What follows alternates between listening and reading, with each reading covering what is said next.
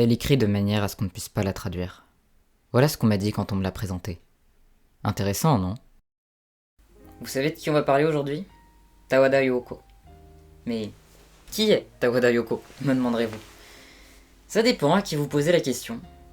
Si vous cherchez dans la presse, vous tomberez sûrement sur des titres assez dithyrambiques, du genre l'écrivaine aux deux visages, la nouvelle George Orwell, peut-être même une future prix Nobel. Mais si vous demandez à un traducteur, il vous répondra que cette femme est un cauchemar. Sa particularité à Tawada Yoko, c'est d'écrire à la fois en allemand et en japonais. Parfois les deux en même temps dans un même bouquin. Ce qui fait que ça devient rapidement très compliqué à traduire. La première fois que j'ai entendu parler d'elle, j'étais à la fac. C'était dans un cours de littérature où on travaillait sur un de ses livres qui pour le coup est écrit entièrement en japonais. Kentoshi, une novelette de science-fiction publiée en 2014. Et la prof nous avait proposé de traduire le début. C'était pas obligatoire, mais bon, elle avait dit que on aurait peut-être des points bonus si on essayait, alors j'avoue que j'ai pas hésité très longtemps. Elle avait bien précisé que ça allait être un peu difficile à traduire. Bon d'accord, elle avait carrément dit que ça allait être un enfer. Mais je sais pas, j'avais confiance en moi, alors je me suis lancé. C'est comme ça que j'ai plongé tête la première dans un Japon post-apo, victime d'une catastrophe nucléaire. Dans cette histoire, les autorités ont ordonné la fermeture du pays après le drame. Tout ce qui avait de près ou de loin un rapport avec l'étranger devait être abandonné.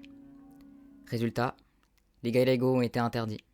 Les gairaigo, littéralement les mots venus de l'extérieur, ce sont tous les termes importés comme ice cream, hotel ou encore waifu. C'est là que mes ennuis ont commencé. Il y a un personnage du nom de Yoshiro qui fait son jogging tous les matins. Sauf que dans la langue japonaise du futur, le mot jogging, il n'existe plus. Enfin, non, c'est pas qu'il n'existe plus, mais on n'a plus le droit de l'employer. Alors à la place, Yoshiro utilise l'expression kakeochi.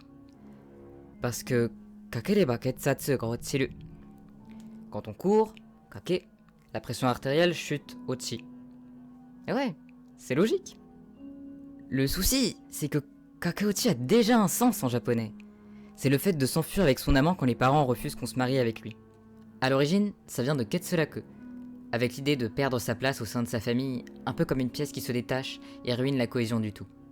Ce qui a beaucoup de sens dans un récit où les étymologies prennent la fuite. Comment vous voulez traduire un truc pareil? Je me suis cassé la tête pendant des heures. Et finalement, j'ai réussi à trouver un équivalent pour adapter le passage en question. Je vous laisse admirer mon génie. Les gens d'autrefois appelaient jogging le fait de courir ainsi sans but. Mais tandis que les mots étrangers tendaient à disparaître, on s'était mis à parler d'appel du pied. L'idée était que quand on court, les pieds martèlent le sol comme s'ils veulent se faire remarquer. Et ce qui était à l'origine une expression en vogue basée sur une blague s'était finalement établi dans la langue. Dans le monde de Momei, on n'avait même jamais pensé qu'il y avait un quelconque lien avec un geste sentimental. Ah, j'avoue que j'étais pas peu fier. Franchement, c'est pas une mauvaise traduction. Mais ça a quand même ses limites. D'abord parce que des blagues comme celle-ci, il y en a une bonne centaine dans tout le livre et que ça va pas être possible de trouver un équivalent parfait à chaque fois. Et puis, bon, appel du pied, c'est pas aussi drôle que fugue en amoureux.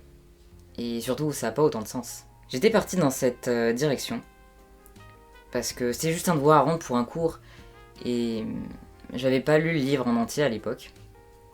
Maintenant que c'est fait, maintenant que j'ai lu la suite, je me rends bien compte que pour traduire Kentoshi dans son ensemble, faut aller un peu plus loin. La question à se poser, c'est pas tellement comment Tawada a construit son jeu de mots, même si ça aussi, ça a son importance. L'essentiel, c'est plutôt pourquoi est-ce qu'elle utilise des jeux de mots à tout bout de champ. Alors, en cherchant un triple sens derrière le double sens, il y a encore une autre question qui m'est venue. Si Kakeochi a remplacé le mot jogging, dans ce cas, qu'est-ce qui a remplacé Kakeochi?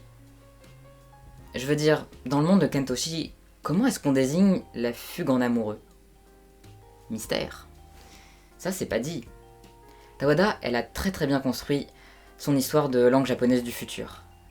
Et pourtant, il y a quand même des manques, des incohérences, et ça, c'est totalement voulu de la part de l'autrice. Les personnages font comme si tout était normal, alors que le monde dans lequel ils vivent est totalement absurde. En fait, il y a comme une sorte de décrochage entre le langage et la pensée. Plus on avance dans la lecture, et plus on a un sentiment de malaise. Arrivé là, je me rends compte que je vous ai toujours pas expliqué de quoi ça parlait Kentoshi en fait. Eh ben, c'est l'histoire de Momai, un jeune garçon qui est très affaibli, qui peut à peine se déplacer par lui-même parce qu'il a été atteint par les radiations. Et puis c'est l'histoire de Yoshiro, son arrière-grand-père. Oui, parce que le gars qui fait du jogging, du kakeochi pardon, c'est un arrière-grand-père. Pour une raison inconnue, les personnes âgées sont devenues quasiment increvables, tandis que les jeunes sont tous à l'agonie. Voilà, c'est ça Kentoshi. Il se passe pas grand chose dans cette histoire. On nous parle un peu de la vie de Yoshiro avant le cataclysme, des autres membres de sa famille, toujours sous forme d'anecdotes, mais on nous dit jamais le plus important. On nous dit jamais comment il a vécu la catastrophe. À côté de ça, on attend que l'intrigue se lance, mais en fait on a l'impression que Kentoshi c'est une introduction géante qui ne s'arrête jamais. Le récit piétine, le temps est comme suspendu. Et vous savez ce qu'il y a de plus dérangeant avec ce genre de livre? C'est qu'il raconte pas le futur. Il nous parle du présent.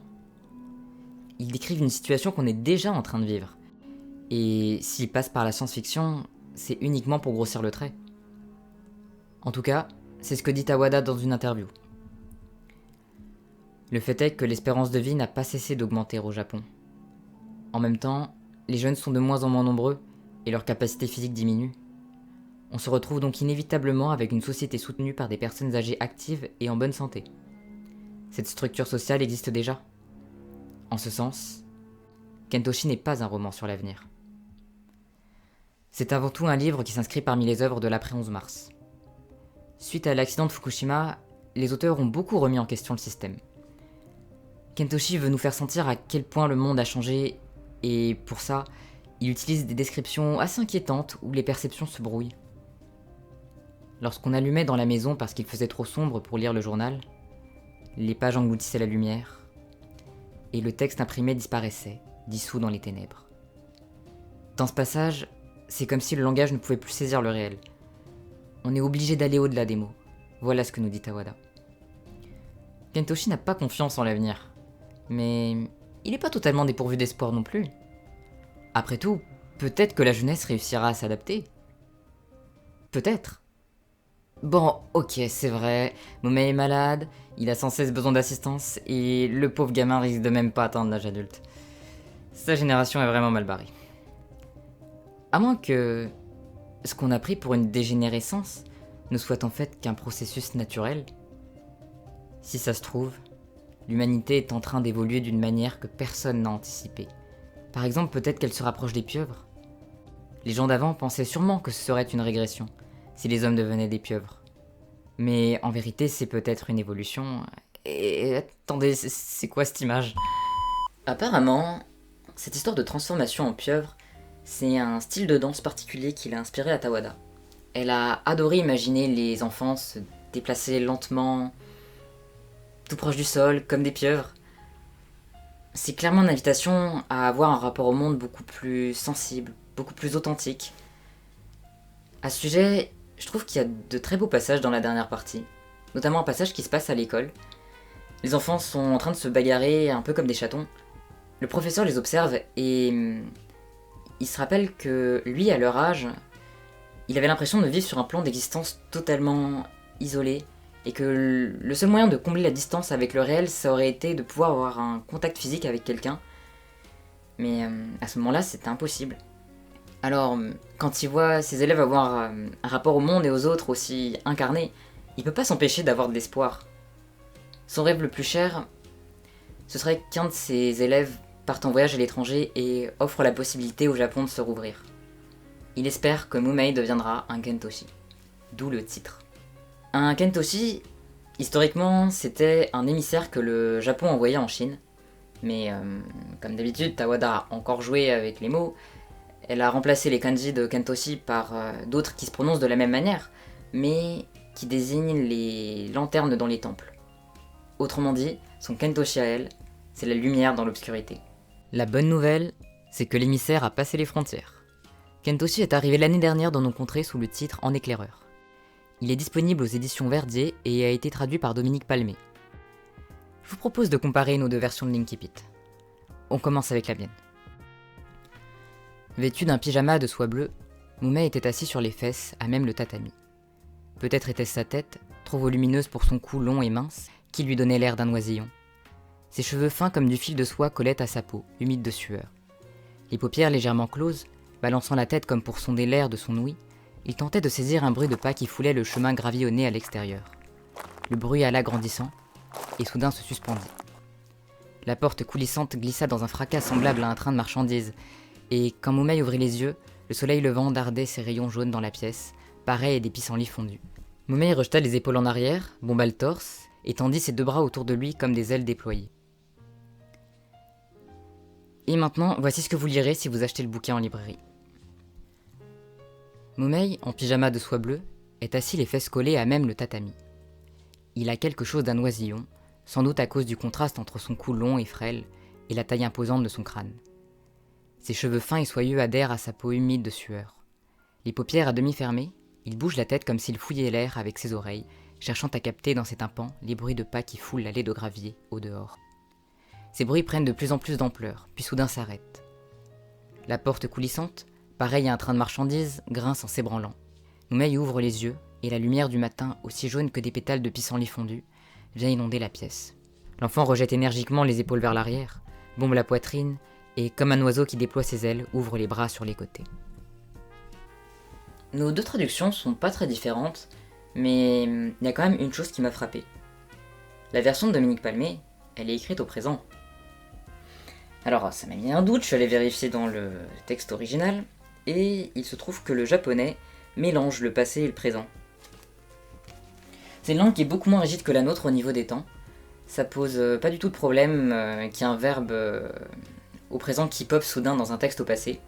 Par exemple pour donner plus d'impact à une action ou pour faire un arrêt sur image. Et donc moi j'avais fait le choix du passé parce que c'est ce qu'il y a de plus courant. Mais quand on y réfléchit bien, c'est pas bête du tout d'avoir employé le présent.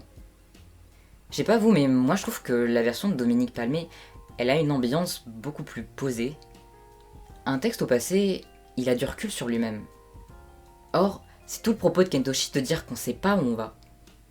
Donc bravo pour le présent, bien joué. Extrait suivant s'il vous plaît. Parce qu'il faut quand même qu'on parle des jeux de mots. C'est ça le défi principal du texte. Alors qu'est-ce que ça donne Kakeochi dans la version officielle ? Autrefois, on appelait jogging cette manière oiseuse de courir. Mais à mesure que les mots d'origine étrangère disparaissaient de la langue, le mot a été remplacé, sans qu'on sache très bien quand, par kakeochi. Ce terme, d'abord utilisé en guise de plaisanterie sous prétexte que la pratique de la course, kake, faisait baisser la tension, ochi, est désormais entré dans le langage courant. Mais Mumei et les jeunes de sa génération n'ont évidemment jamais songé à le relier à son sens premier, la fuite de deux amoureux quand leur famille s'oppose au mariage. Si vous vous souvenez bien, moi j'avais adapté la blague pour qu'elle ait un sens en français. Dominique Palmé l'a tout simplement expliqué. Mieux que ça, elle est même allée jusqu'à garder le mot écrit en kanji. En théorie de la traduction, il y a deux grandes approches. L'approche sourcière et l'approche cibliste. L'approche sourcière, c'est celle qui va vouloir coller un maximum à la langue originale, la langue source, tandis que l'approche cibliste, c'est celle qui va vouloir rendre le texte le plus naturel possible dans la langue d'arrivée, la langue cible. Il y a une infinité de nuances entre les deux, mais ce qu'on peut dire c'est que moi j'ai adopté une stratégie plutôt cibliste, tandis que Dominique Palmé a été plutôt sourcière. Personnellement, j'aime bien la stratégie cibliste, parce que c'est assez stimulant intellectuellement de trouver la meilleure transposition possible en français. Et puis, je suis habitué à traduire des mangas, et dans les dialogues, on passe beaucoup par la reformulation. Mais dans le cas de Kentoshi, c'était pas forcément la meilleure solution. Si le texte est trop lisse, si le japonais s'efface derrière le français, bah finalement chacun reste chez soi, et c'est précisément ce que Tawada redoute. Dans la traduction de Dominique Palmé, il y a de très longues notes de bas de page qui détaillent chaque calembour, ce qui veut dire que pour comprendre Kentoshi, alias en éclaireur, bah vous êtes obligé d'aller à la rencontre du japonais. Et je trouve ça génial. Les deux langues se croisent, coexistent, sans que l'une écrase l'autre. Finalement, c'est un peu comme si la traduction était la réponse aux angoisses contenues dans le récit. Et ça, avouez que c'est une belle conclusion.